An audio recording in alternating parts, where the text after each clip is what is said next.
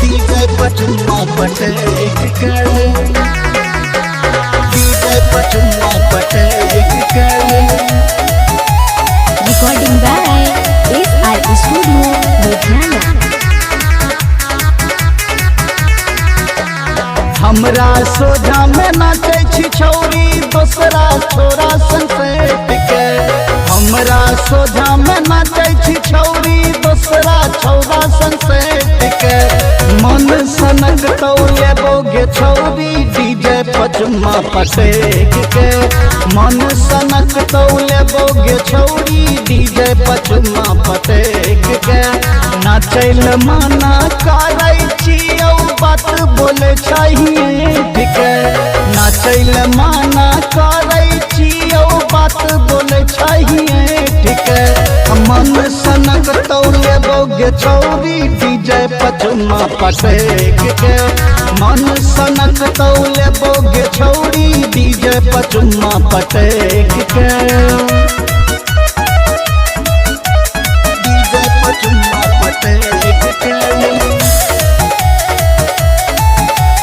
DJ पचुम्मा पटेक के। DJ पचुम्मा पटेक के।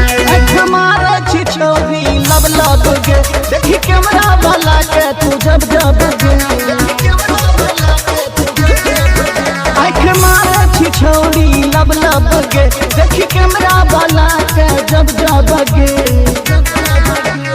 होय छौ नहीं डर कोनो गतर में कह कले बोलटेक के। होय छौ नहीं डर कोनो गतर में कह कले बोलटेक के। मन सनक तो लेबोगे छौरी डीजे पचुम्मा पटेक के। मन सनक तो लेबोगे छौरी डीजे पचुम्मा पटेक के। डीजे पचुम्मा पटेक के। डीजे पचुम्मा पटेक के। डीजे पचुम्मा पटेक के। बड़ी देखबै छी छाती उतन के संभुले तो मजा कर फैन के। बड़ी देखबै छी छाती उतन के संभुले तो मजा कर फैन के। राइटर रंगीला सगुन छबीला सीटी मारे छौ मटेक के। राइटर रंगीला सगुन छबीला सीटी मारे छौ मटेक के।